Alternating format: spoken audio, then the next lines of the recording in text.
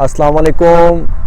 میں ہوں جی عابد اکرم دوبارہ سے آپ کی خدمت میں حاضر اپنے channel me in the middle کے ساتھ.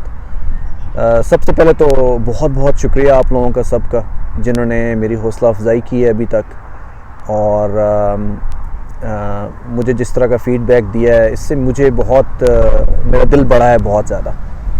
اور یہ میرے خیال میں بہت بڑی بات ہوتی ہے. میں اپنی کمیونٹی پہ بہت پراؤڈ فیل کر رہا ہوں کہ انہوں نے جس طرح ایک کوئی بھی بندہ جو ایک نئی کوشش کر رہا ہوتا ہے اس کو اپریشیٹ کر رہے ہیں، تو یہ بہت بڑی بات ہوتی ہے.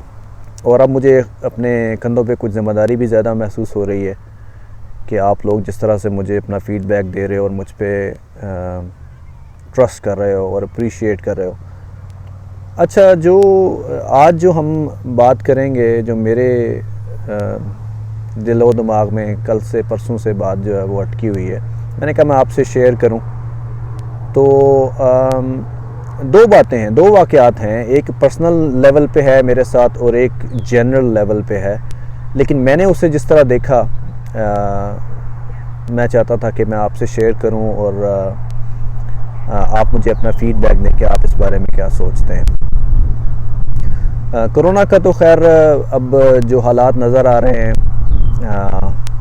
اس پہ تو میں زیادہ بات نہیں کروں گا، کیونکہ میرے خیال میں ماشاءاللہ میں سوشل میڈیا دیکھتا رہتا ہوں، لوگ بہت انفارمڈ ہیں ماشاءاللہ، اور اس کے بارے میں معلومات بھی لوگوں کو بہت ہیں، ٹریٹمنٹ کی بھی، پریکاشنز کی بھی، اور ہر اینگل سے لوگ اس کو ڈسکس کرتے ہیں. مجھے اور اس کے علاوہ جو پاکستان میں جو لوگ ہیں ان کو میں اپریشیٹ ضرور کرنا چاہوں گا، جن میں ہیلتھ کیئر ورکرز ہیں، جن میں ڈاکٹرز ہیں، نرسز ہیں، پیرامیڈیکل سٹاف ہے، فرسٹ رسپونڈرز ہیں، جن میں ہماری پولیس ہے، ہماری فورسز ہیں جو لوگوں کو پروٹیکٹ کر رہی ہیں اپنی جان خطرے میں ڈال کے، اور اسینشل ورکرز ہیں جن میں گروسری سٹور اونرز ہیں، میڈیکل سٹور اونرز ہیں، بینک میں کام کرنے والے لوگ ہیں جو عوام سے ڈیل کر رہے ہیں. تو میں ان کو بہت زیادہ اپریشیٹ کرتا ہوں، اور ان کو ہیٹس آف ٹو یو. اللہ پاک آپ لوگوں کو اپنی حفاظت میں رکھے. دو واقعہ جن کا میں ذکر کر رہا تھا، ایک پرسنل لیول پہ تو میں آپ سے بعد میں بتاتا ہوں. ایک جنرل جو میں نے کل شاید کسی نے ٹویٹ کیا کہ ایک ہمارے پاکستانی بھائی ہیں ماشاءاللہ، بہت ہی خوبصورت چہرہ، بارش آدمی، اور بہت ہی مجھے پیارے انسان لگے. وہ روتے ہوئے بتا رہے ہیں کہ میں اس اسلامی ملک کسی کا ذکر کر رہے تھے کہ اس میں رہتا ہوں، اور میرے پاس 3 مہینے سے جو ہے وہ روزگار بھی نہیں ہے، کھانے کے لیے بھی نہیں ہے، اور ابھی کچھ دنوں میں اور میرے ساتھی جو ہیں وہ اس گھر سے بھی نکال دیے جائیں گے، اور ہمارے پاس واپس پاکستان آنے کے لیے بھی کچھ پیسے ویسے نہیں ہیں. اور آخر میں جو انہوں نے بات بولی وہ تو دل دہلا دینے والی تھی میرا. تو انہوں نے بولا کہ ہم لوگ اپنی جان لینے کا سوچ رہے ہیں.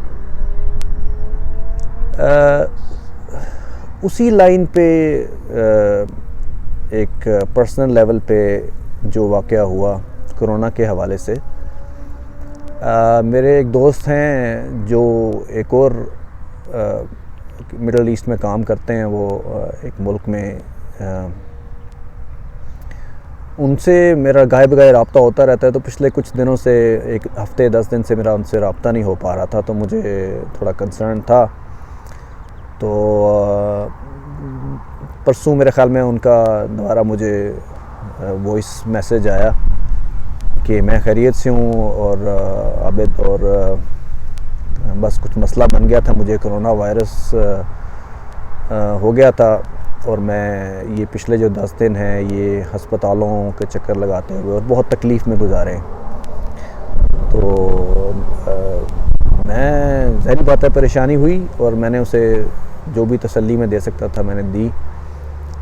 لیکن اس کے کچھ ہی میرے خیال میں اگلے ہی دن اس کا دوبارہ فون آیا کہ یار مجھے ایک اور مسئلہ ہے. میں نے کہا یار کیا خیریت ہے؟ طبیعت ٹھیک ہے جی، مجھے اور مسئلہ ہے. کیا مسئلہ ہے؟ یار مسئلہ یہ ہے کہ میں نے سنا ہے، میرے دوست نے مجھے بتایا ہے جی کہ وہاں پہ کسی اور بندے کو بھی کرونا ہوا تھا اور حکومت والے جو ہیں منسٹری آف ہیلتھ والے آئے تھے، ان کو لے کے چلے گئے اٹھا کے، اور میرے خیال میں وہ 2-3 دن تک انہوں نے کہیں ان کو کمرے میں رکھنا ہوتا ہے، اور اگر اس کے بعد اس کا وہ ٹیسٹ کرتے ہیں اور اگر وہ پازیٹیو آ گیا جو ان کا آ گیا تھا تو ان کو جو ہے وہ ملک سے نکال دیا جاتا ہے۔ تو مجھے بھی اب یہی خطرہ ہے، میرے دوست نے بتایا کہ مجھے بھی اب یہی خطرہ ہے یار، کہ میرا رسک لگا ہوا ہے اور مجھے لگتا ہے کہ میرے ساتھ بھی یہ ہو سکتا ہے۔ تو میں نے ظاہری بات ہے انہیں تسلی دی، انہیں ان کی ہمت بندھائی کہ انشاءاللہ آپ کو جو ہے وہ کرونا نیگیٹو آ جائے گا اور اللہ پاک خیر کرے گا۔